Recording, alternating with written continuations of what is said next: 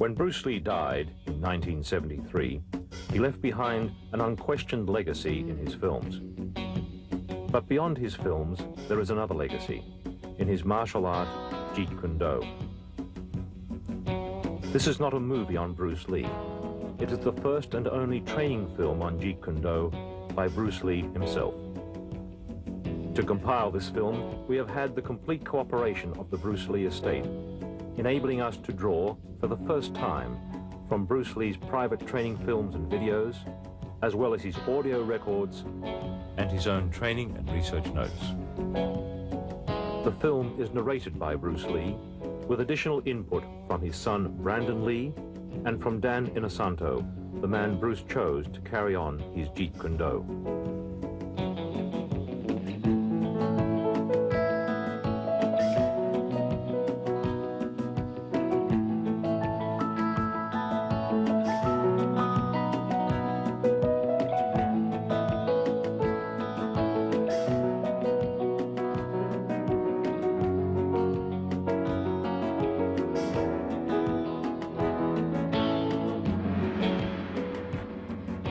My last name is Lee, Bruce Lee.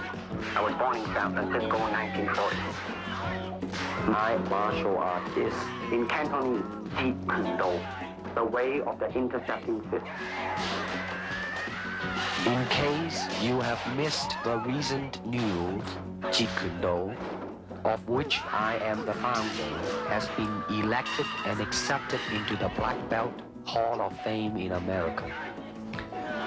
This marks the first time a recently developed form of martial art is nationally accepted. No, Jeet Kune Do is not thousands or even hundreds of years old. It started in around 1965 by a dedicated and intensified man called Bruce Lee. And my martial art is something that no serious martial artist can ignore. I met Bruce Lee in 1964 through Ed Parker, who was my Kempo karate instructor at that time. And it was the first year of the first international karate championships held in Long Beach. When Bruce arrived in the United States, he had the training in Wu-style Tai Chi, sometimes in Hong Kong they call it Unga. And he had the, of course, training in Western boxing. He had training in fencing from his brother. That's epee, that goes from toe to head. He had training, obviously, in Wing Chun.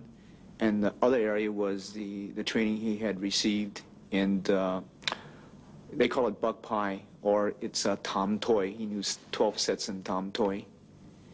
And then believe he traded with a Choi Lee Fat man. So those were the arts that Bruce brought into the United States. In the beginning, he used the Wing Chun as the base system, or the first system. But as time went on, he went away from that, started to extract different things from different systems and put it to his personal use. That's why we say absorb what is useful and reject what is useless for you. That's the concept.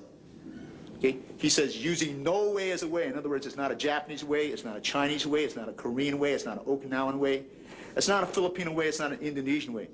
He's saying using no way as the way. You are the way. Okay? Then he's saying using no limitation as a limitation. That's the concept in Jeet Kune Do. That means I don't limit myself to a Filipino style or an Indonesian style or a Malaysian style. I use what is useful for me, because at certain times a certain art may be useful under a certain environment. Kung Fu is originated in China. It is the ancestor of karate and jiu-jitsu. It's more of a complete system, and it's more fluid. Kung Fu can be practiced alone or with a partner. Practicing alone, they involve form. Some imitate a crane, a monkey, a praying mantis. Martial art include all the combative arts like karate or Judo. karate, judo, Chinese kung fu or Chinese boxing, whatever you call it. All those. You see, like Aikido, Korean, I can go on and on and on. But it's a combative form of fighting. I mean, it's not, some of them became sport, but some of them are still not. I mean, they use, for instance, kicking to the groin, jabbing fingers at the eyes, and things like that. He mixed his trapping into grappling. He had 32 different sequences, as you could see in The Game of Death and the Way of the Dragon, those two films. He was getting into grappling, the face locks, the head locks. Originally, Bruce taught us various different trapping methods. For instance, if the punch was to come and we were to trap it, we would come back here and we would lock up. This would be the lock-up positions that we would use. To me, okay, to me, ultimately, martial art means honestly expressing yourself. Now, it is very difficult to do. I mean, it is easy for me to put on a show and be cocky, and be flooded with a cocky feeling and then feel like pretty cool and all that. Or I can make all kinds of phony things, you see what I mean, blinded by it. Or I can show you some really fancy movement. But to express oneself honestly, not lying to oneself, and to express myself honestly, that, my friend, is very hard to do.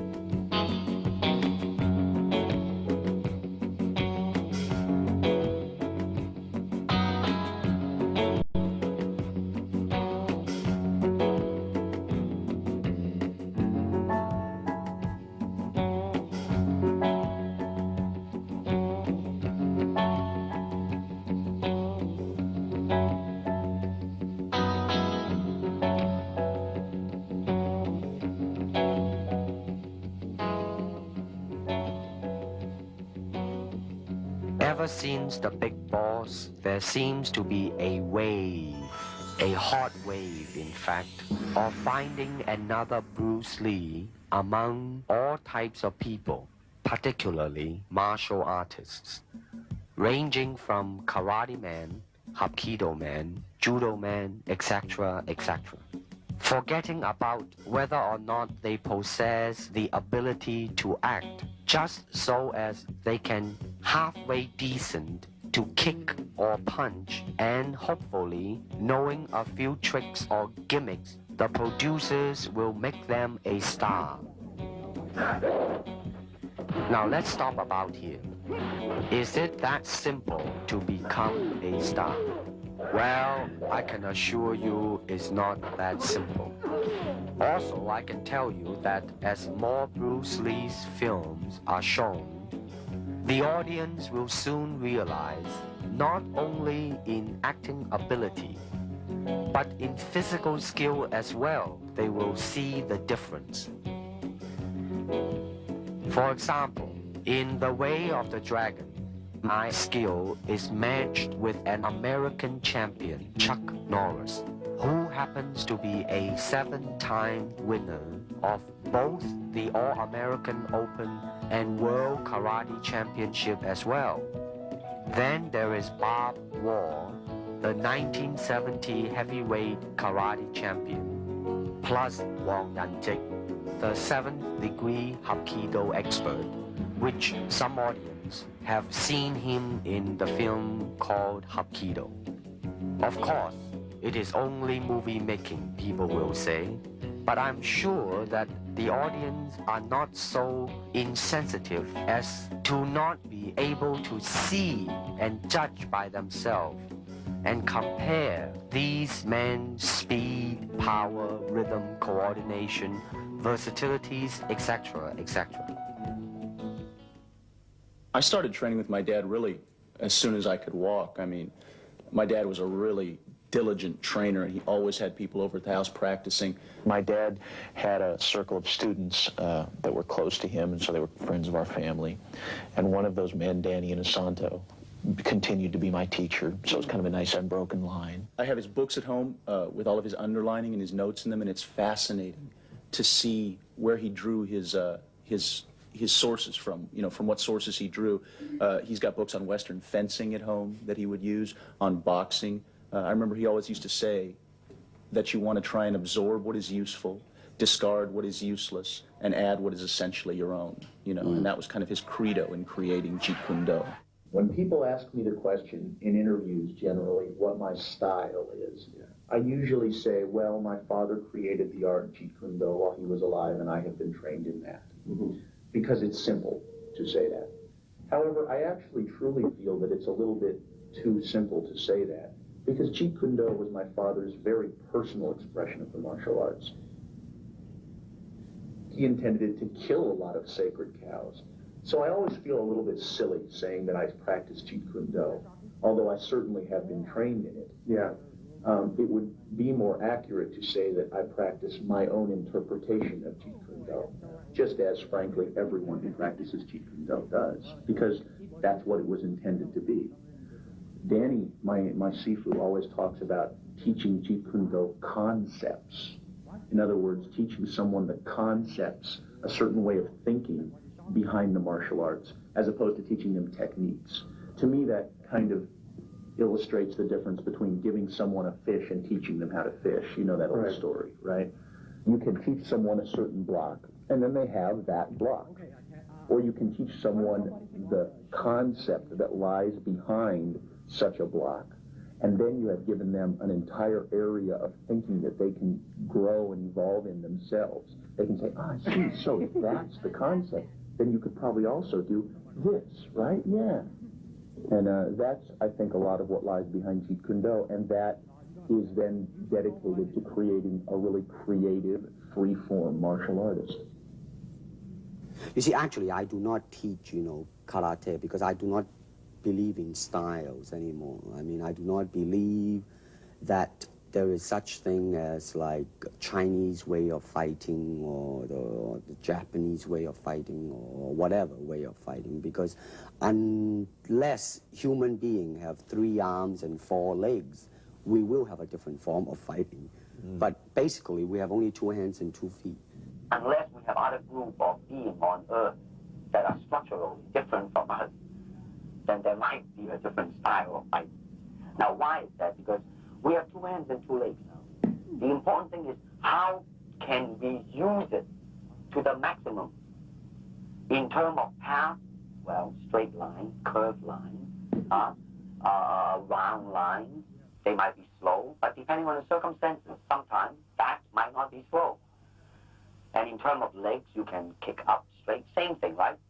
Now, and after all that, then you ask yourself, how can you honestly express yourself at that moment? And being yourself, when you punch, you really want to punch. Not you want to punch because trying to avoid not getting hit, but to really be in with it and express yourself.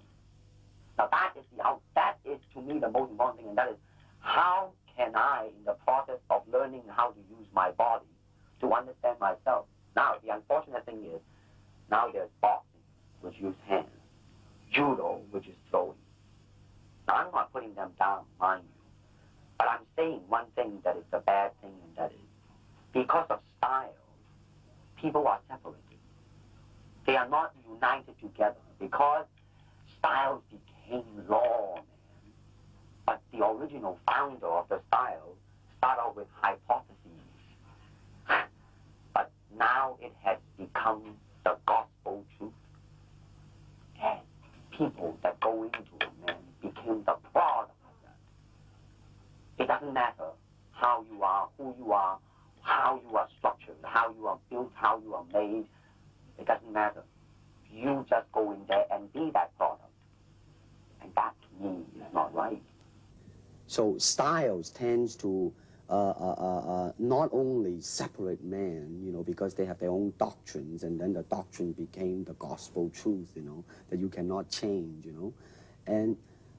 But if you do not have styles, if you just say, well, here I am, as a human being, how can I express myself? Totally and completely. Now, that way, you won't create a style, because style is a crystallization, that way, it's a process of continuing growth. First, we use the feet. And then we use the elbow. In fighting, There is the finger jab, there is the punch, there is the back fist, and the thigh kick. It depends on where you hit and what weapon you will be using. I can use my longest weapon, my thigh kick, against the nearest target, your kneecap. This can be compared to your left jab in boxing, except it's much more damaging. You name it, man. We use it all. You have to, you see, because, I mean, that is the expression of the human body. I mean, everything. I mean, you know, not just the hand. And when you're talking about combat, well, I mean, if it is a sport, now you're talking about something else. You have regulations, you have rules. But when you're talking about fighting as it is, rules. with no rules, Not real fighting. well, then, baby, you better train every part of your body. A good martial artist is like water. Why? Because water is insubstantial. By that I mean you cannot grasp hold of it. You cannot punch it and hurt it. So be soft like water and flexible. Be formless, shapeless, like water. Now you put water into a cup, it becomes the cup. You put water into a bottle, it becomes the bottle. You put it in a teapot, it becomes the teapot. Now water can flow or it can crash. Be water, my friend.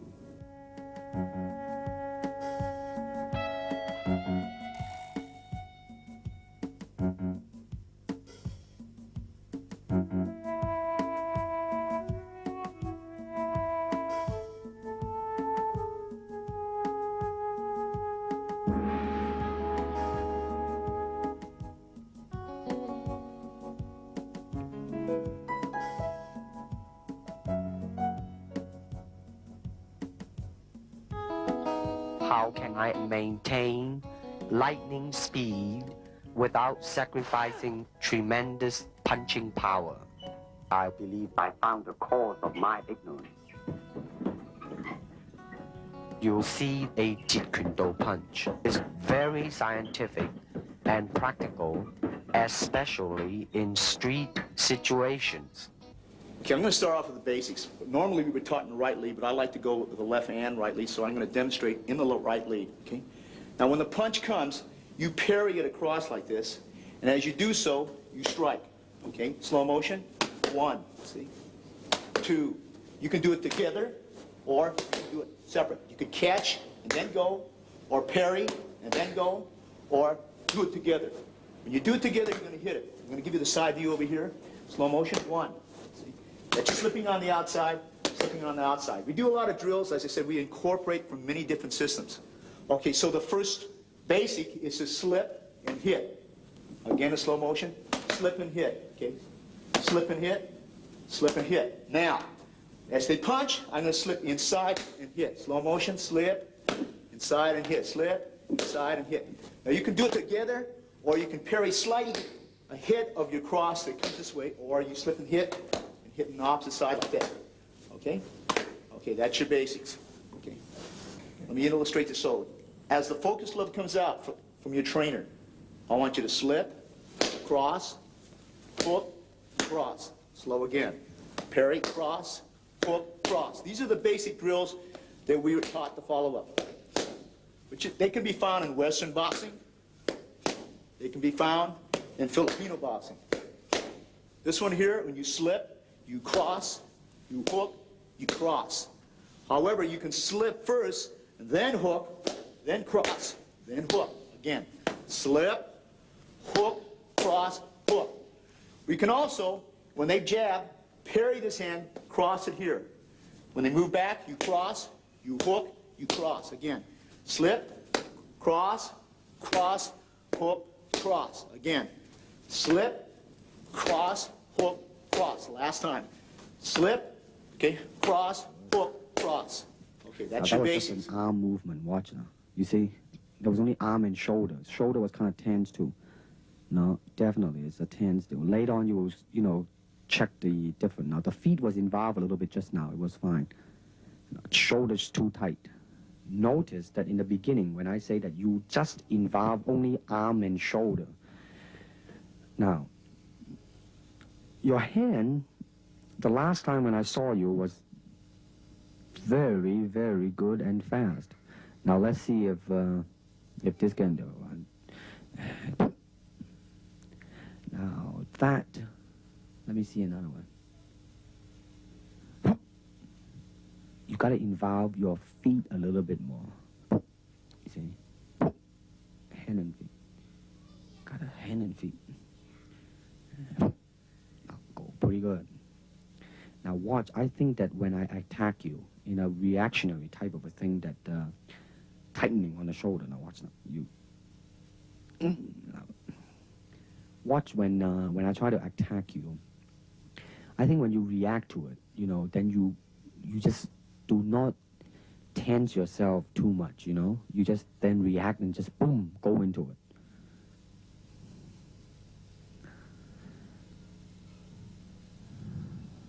Now that, I just say, use only the hand just now, I say. Now, boom. You see, when you move your hand and feet, boy, it makes a world of difference. You see, now, you should be a little bit more relaxed in the beginning. Aha.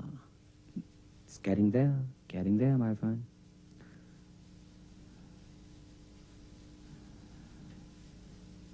Watch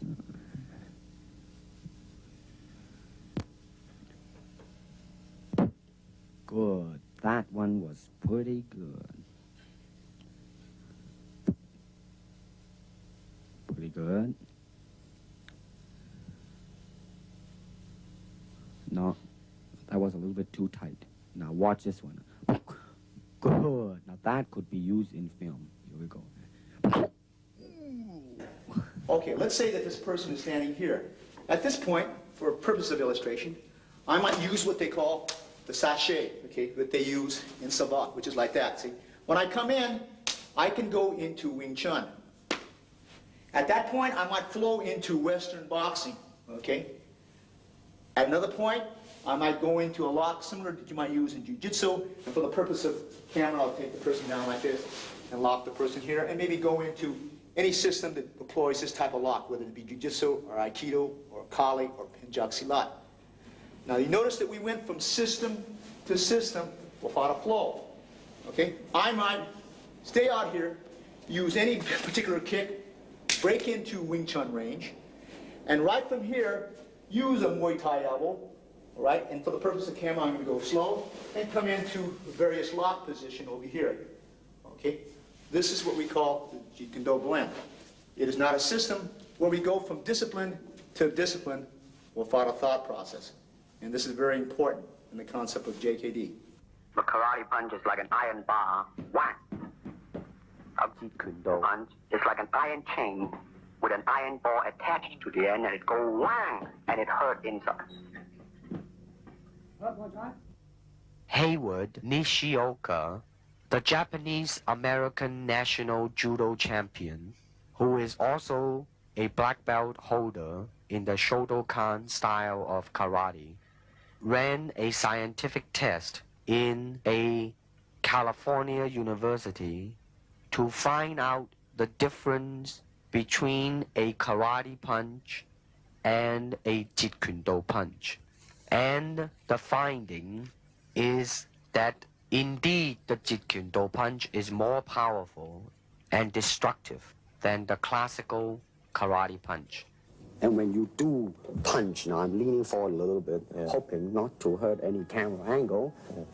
I mean, you gotta put the whole hip into it and snap it and get all your energy in there and make this into a weapon.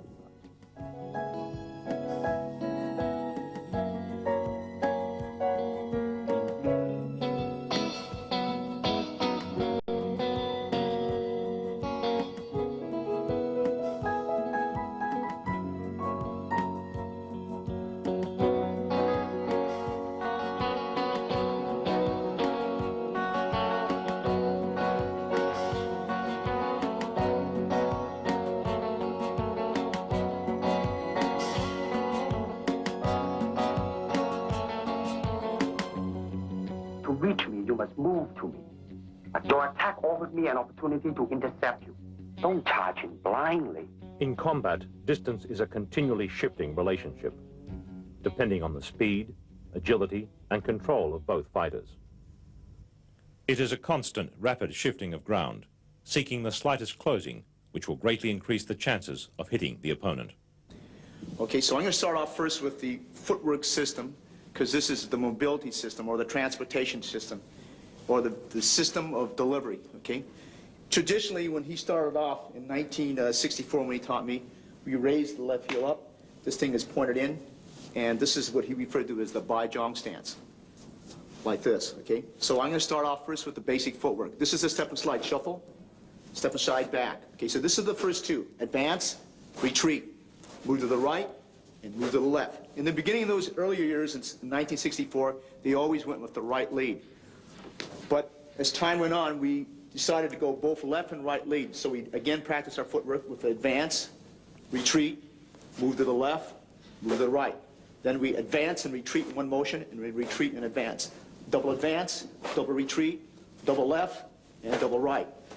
This should be also done on the right lead as I'm doing here very slowly, okay, and switching over as so, okay.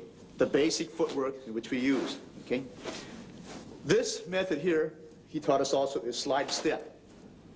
And slide and step advance. So you slide the step, then you take a step out. Slide, and then step, slide and step, slide and step. And left lead, it will look something like this. Slide and step back, slide and step back.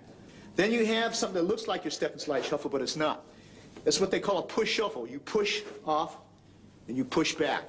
Rather than take a step here and slide, you push, and you push back. This is what we refer to as the push shuffle on the right lead. Then you'd learn it on the left lead.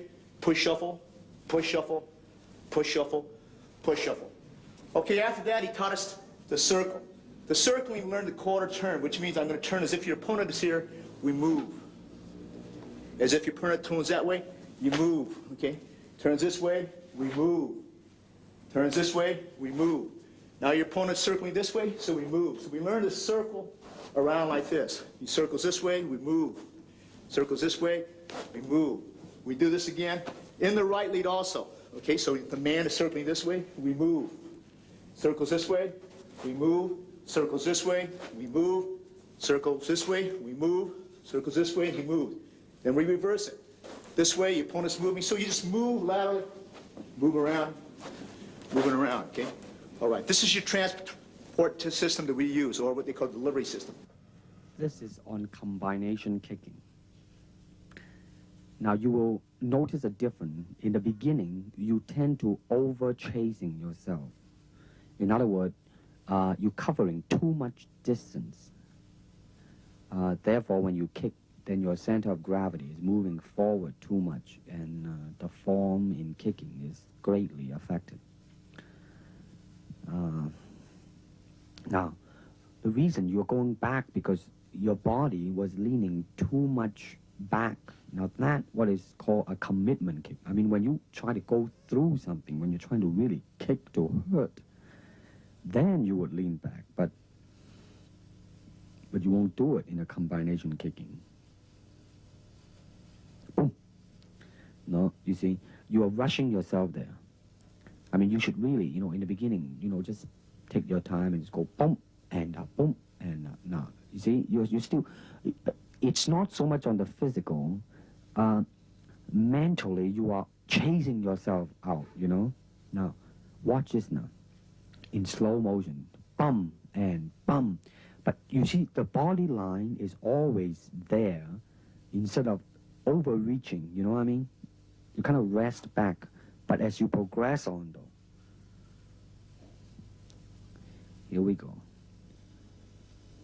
1 and 2, just easily, you know what I mean? Here we go. And 1, that's good. 2, and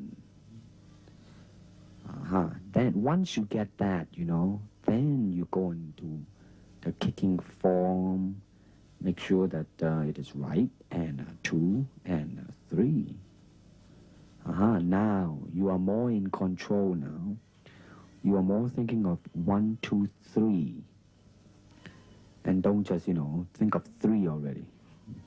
That's even better now. There is snap at the end in this one too. The other one, you are just, doing a form in a boom and a boom and a boom. You see, all you need to do is just really snap the leg and just step and slide into it. Boom and a boom and a boom. That's right. Good. Now you're not over chasing yourself.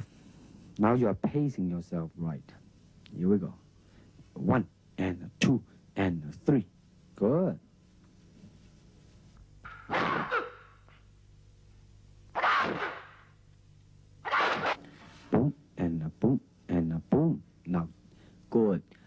last one, though, you were a little bit off balance, but there was definitely a doom, doom, doom in there, you know.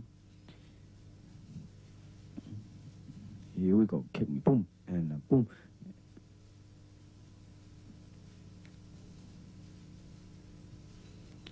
Here you go, boom, boom. You gotta bring the leg back quick, you see. You let it dangle out there too long. Gotta bring it back. You gotta bring it back. You gotta bring it back. And go boom, and boom. You see now, you see how you just boom, and then you lay it out there, but without bringing it back as soon as you can. Now watch this again now. Boom, boom, boom. You know, you should go boom, go back, boom, go back.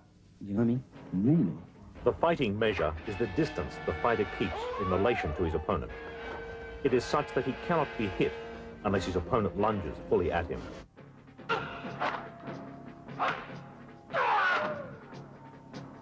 Martial art has a very, very deep meaning as far as my life is concerned, because as an actor, as a martial artist, as a human being, all these I have learned from martial art.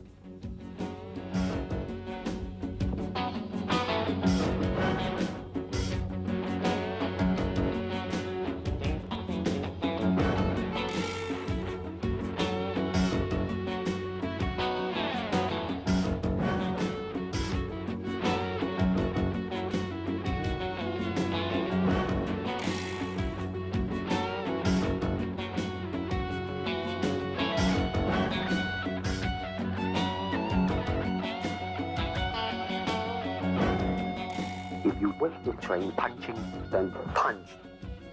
If you wish to train kicking, then kick.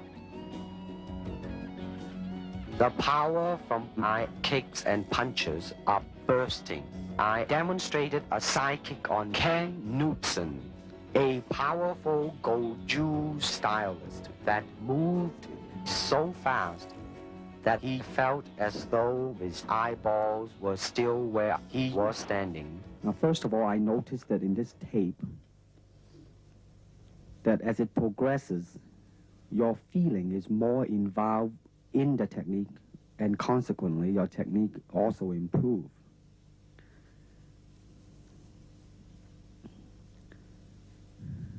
Now, the foot at the ending position in impact is kind of dangling a little bit.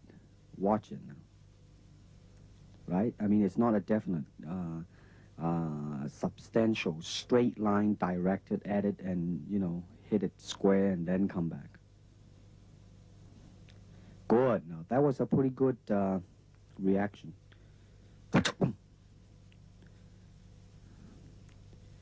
Good. You're pretty loose here. I see your hands dangling loose. And here we go.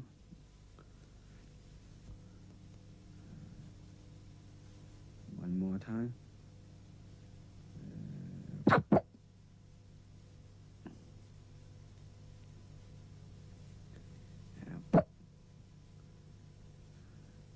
Pretty good. Now that was really quick too, you know. Did you notice that? See, the thing to watch out really is the initial, a little bit yawning there. The thing to watch out is you have to, the initial part has to be fast. But also that when you finish the technique, you gotta bring it back fast too. So in other words, you gotta be fast from beginning to end.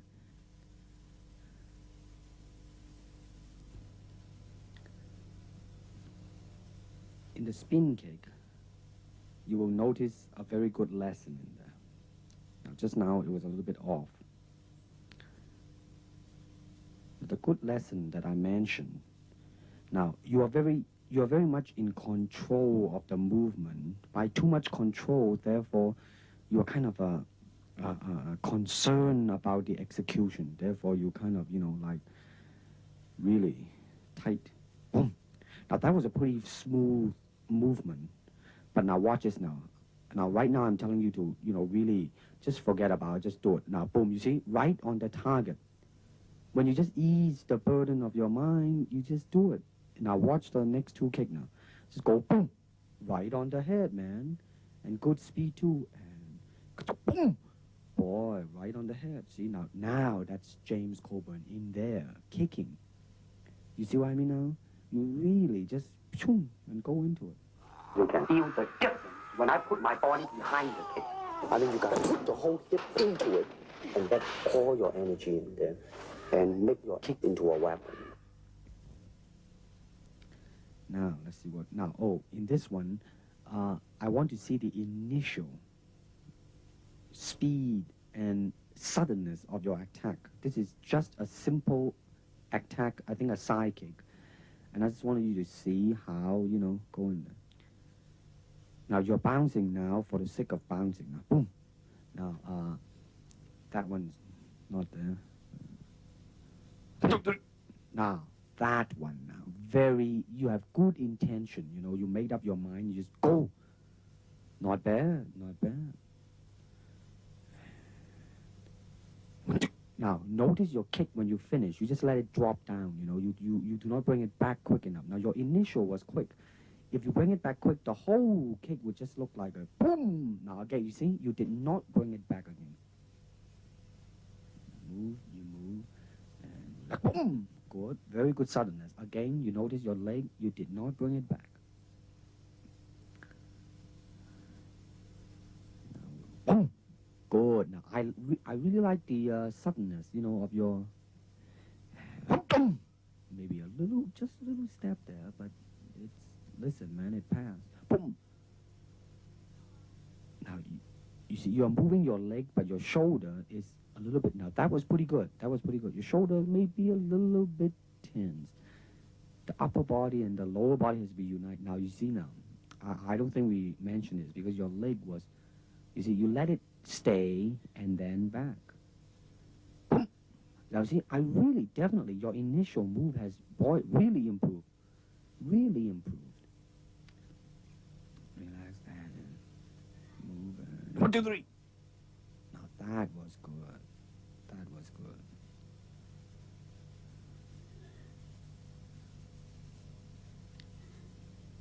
Boom. A little bit low. Boom. Good. Now, this is the flexibility now. Now, I want you to watch your left leg, you know, the stationary leg. Now, watch the stationary leg one out. The first one, you didn't make it. Now, the second one, you didn't. Now, watch this now. Watch it. Boom.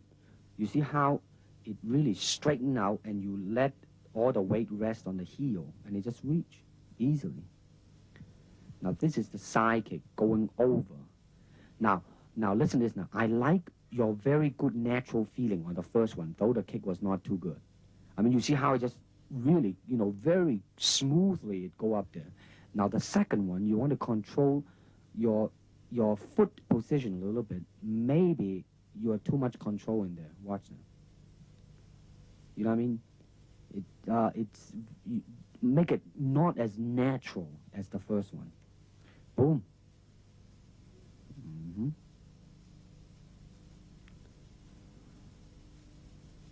You see now, when you do it right, man, when it touches, your left leg is all stretched out and it's just an easy type of a thing.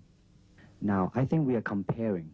I let your leg dangle out there. This is, I asked you to do it because, you know, so you will get a feeling of it. Now you're going to bring it back quick now. Watch this now. And you see? It was kind of a little bit off balance in the last one, but that's all right. Now you're going to go sideways. Watch now. I like the second one better than the first one. There was more directional in it. Good. Here we go. One more time. No, too low. Second one's okay. See, it come back in one straight line. Here we go again. Now watch this illustration. You gotta exaggerate the bringing of the leg back, you see. Back. Okay, watch it again now. You see, exaggerate the pulling of the leg back. Make it look much more faster and more forceful. Watch this now. I like the naturalness of your kick. Watch this now. You see, at the end, there was really the feeling there, you know?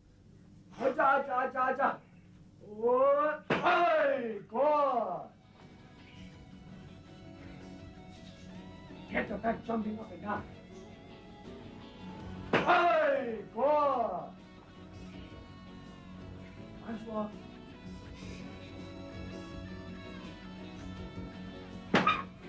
Good.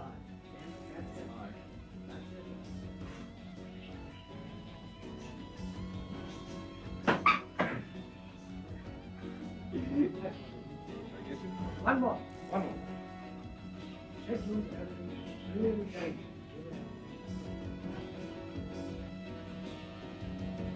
You want to. I see the one. That's it.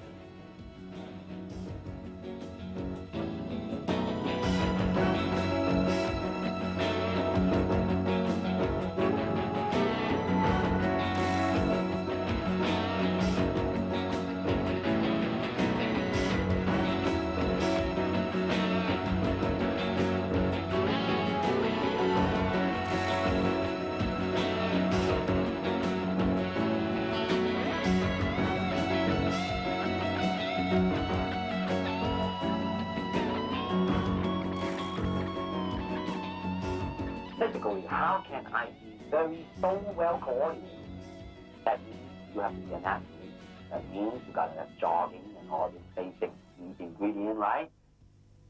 Well, my dad made a point at the time that he was training that there were a lot of martial artists who weren't paying enough attention to their instrument, you know, and certainly the instrument of the body is what you're going to be using in your practice of the martial arts. So I think it's very important to keep up the tempo, so to speak.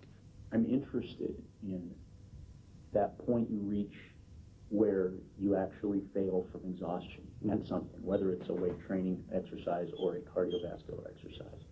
I'm interested in seeing just how much that point is a physical point and how much it's a mental point. And so that's what I do. I jump a lot of rope, I run, I ride a life cycle. I much more prefer to go out and actually ride a bicycle or run and, you know, see some scenery. And then I work out down at the academy, which is on some levels a very cardiovascular workout. Some of the classes I take, like the Muay Thai kickboxing classes, a hell of a cardiovascular workout. Yeah. And then some of the classes are more technique oriented, so you're not huffing and puffing so much as you are just learning individual techniques. And then I work out at the weightlifting gym, where I do 2 body parts a day, pretty much, and then I break that up occasionally. So I do like back and biceps on one day, chest and triceps on another day, or something else, and delts and legs on the third, or something like that. And it was just switch it. I found that was generally the best thing to do, whether it was with a high weight or a low weight. And what I understood the process to be was that working with heavy weights would build mass, whereas working with low weights was intended to build like density and really carve out the muscle a lot more. And since I personally have never been interested in getting large as much as just getting cut, I tended to work with a lower weight. But then to me, getting cut is also mostly a question of vascularity. It has to do with how much body fat you're carrying. So I've always done a lot of cardiovascular work because that's also real world power too. I mean, I suppose it's good if you want to pick up heavy objects to have large muscles, but cardiovascular stamina is something that seems to come in handy a lot more often than a large muscle would. You go down to the academy and you try and do a 3-minute round on the Thai pads, and I don't care how big your muscles are, if you don't have a real good cardiovascular system, you're going to be dead in about 45 seconds, and I'm still going to be going. Now, you want to kick it when it's coming to you. That's right. You let your foot jam.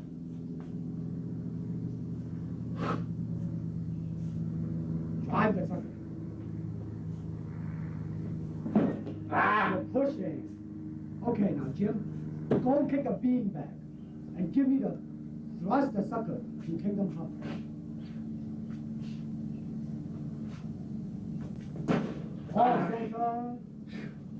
Now, Jim, face that sucker. Now, you are cutting your half now. That's okay. How's that? Beautiful. No, I mean, I want you to be happy. You're still kicking a little bit off to the side. Kick him directly.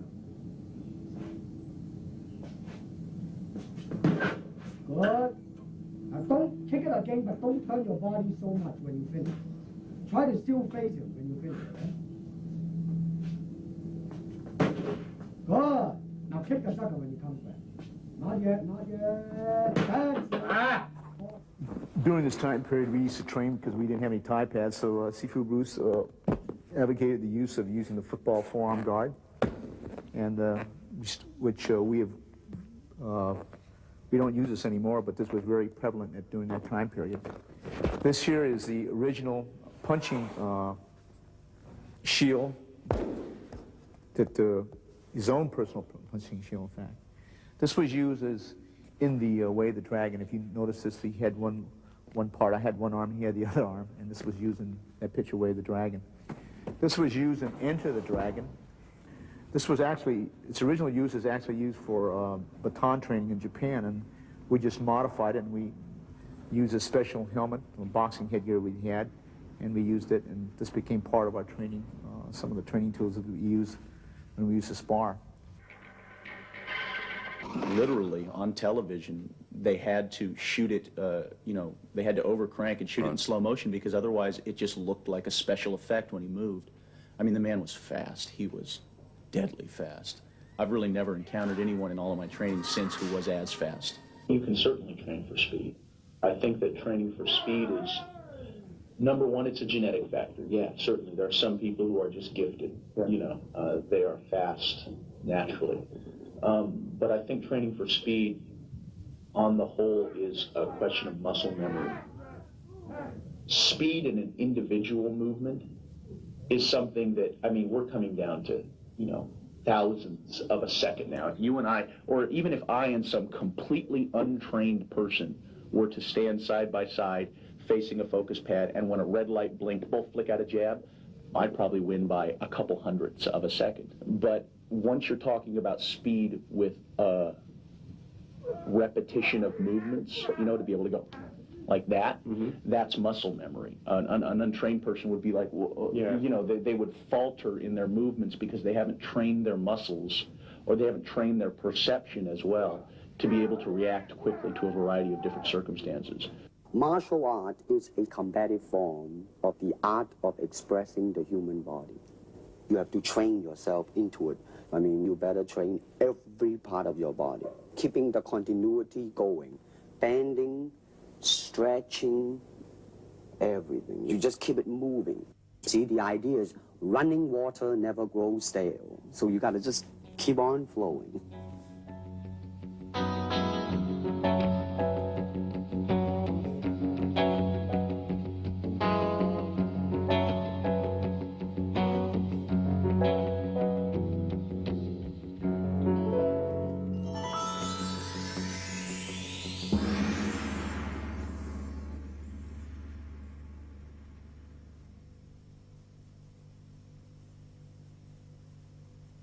When the opponent expands, I contract. And when he contracts, I expand. And when there is an opportunity, I do not hit. It hits all by itself. To me, at least the way that when I teach it, all type of knowledge ultimately means self-knowledge. So therefore, they're coming in to and ask me to teach them not so much of how to defend themselves or how to do somebody in. Rather, they want to learn to express themselves through some movement, be it anger, be it determination, or whatsoever. So in other words, what I'm saying, therefore, is that he is paying me to show him in combative form the art of expressing the human body. Jeet Kune Do is not a style.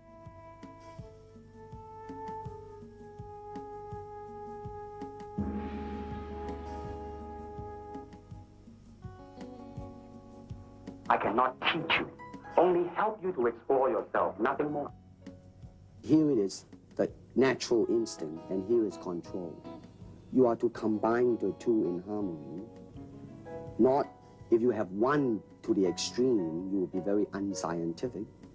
If you have another to the extreme, you become all of a sudden a mechanical man. Now, James Coburn is a peace-loving man. I mean, he's really, really nice. I mean, super mellow and all that. I mean, you know, I mean, now he appreciates the philosophical part of it. Therefore, his understanding of it is deeper than Steve. The martial arts, which are an integral part of my life, come entirely from my father. But the martial arts, I'm completely beholden to my dad for. I mean, he started me in the martial arts when I could walk. He trained me my entire life until he passed away. And then even when I continued my training, it was with one of his students. You know what I want to think of myself? As a human being. Because, I mean, I don't want to sound like, you know, as Confucius say, but under the sky, under the heaven, man, there is but one family. It just so happened, man, that people are different. A good martial artist does not become tense, but ready. Not thinking yet, not dreaming. Ready for whatever may come. When you move down the road towards the mastery of the martial arts, and you are constantly moving down that road, you end up coming up against these barriers inside yourself that will attempt to stop you from continuing to pursue the mastery of the martial arts. And these barriers are such things as when you come up against your own limitations, when you come up against the limitations of your will, your ability, your natural ability, your courage, how you deal with success and failure as well, for that matter. And as you overcome each one of these barriers, you end up learning something about yourself. And sometimes the things you learn about yourself can, to the individual, seem to convey a certain spiritual sense along with them. I don't believe in systems, nor in methods. And without system, without method, what's to teach? I found the cause of my ignorance.